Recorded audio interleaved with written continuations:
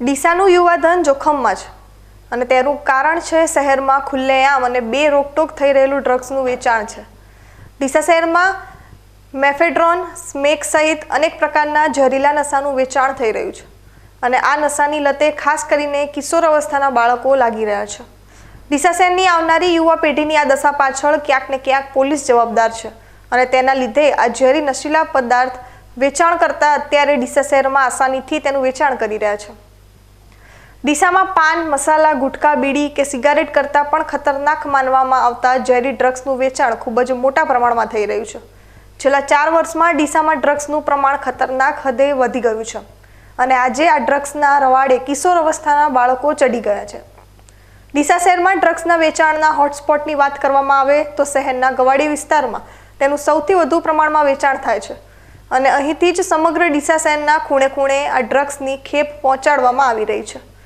ગવાડીથી ડ્રગ્સનો જથ્થો શહેરના નહેરુનગર ટેકરા વિસ્તારમાં આવેલી આવાસ યોજના, સિંધી કોલોની વિસ્તાર, ટીસીડી મેદાન, પાટણ હાઈવે સહિત અલગ અલગ વિસ્તારમાં ચોરી છુપે વેચાણ કરવામાં આવી રહ્યું છે। ડીસામાં વેચાઈ રહેલું આ ઝેર એટલું ખતરનાક છે કે એકાદ વાર તેનો ઉપયોગ કરનાર વ્યક્તિ સરળતાથી તેનો બંધાણી થઈ જાય છે અને ત્યારબાદ તેના વગર તે રહી શકતો નથી।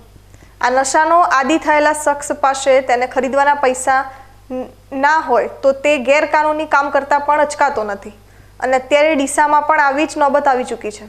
ડીસામાં અગાઉ પણ અમે જણાવ્યું હતું કે ગવાડી વિસ્તારમાં ચાચી નામની એક મહિલા આ આખું નેટવર્ક ચલાવી રહી છે, પરંતુ સ્થાનિક પોલીસ દ્વારા તેની સામે હજુ સુધી કોઈ જ ઠોસ કાર્યવાહી કરવામાં આવી ન હોવાને લીધે હવે ડ્રગ્સનું નેટવર્ક ગવાડી વિસ્તારથી આગળ વધીને આખા શહેરમાં ફેલાઈ ગયું છે।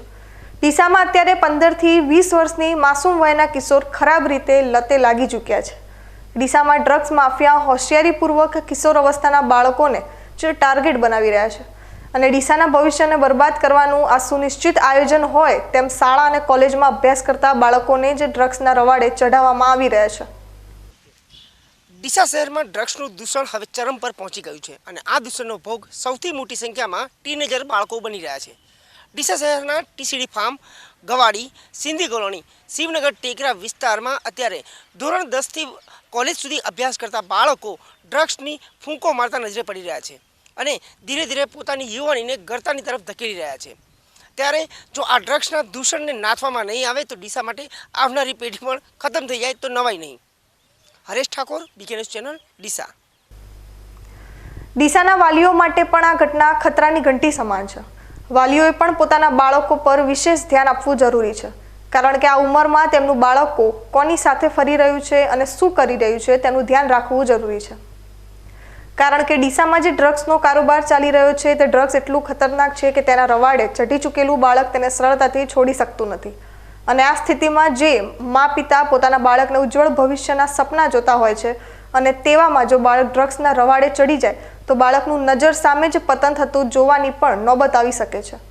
આ ઉપરાંત ડીસામાં ડ્રગ્સના નેટવર્કને ખતમ કરવાની જવાબદારી જે પોલીસની તે પોલીસ નિષ્ફળ સાબિત થઈ રહી છે ત્યારે ડીસાના વાલીઓ હવે પોલીસના ભરોસે બેસી રહેવાને બદલે આગળ આવીને ડ્રગ્સનું વેચાણ કરતા તત્વોને ખુલ્લા પાડવાની જરૂર છે, તો જ ડીસાના ભવિષ્યને સુરક્ષિત રાખી શકાશે।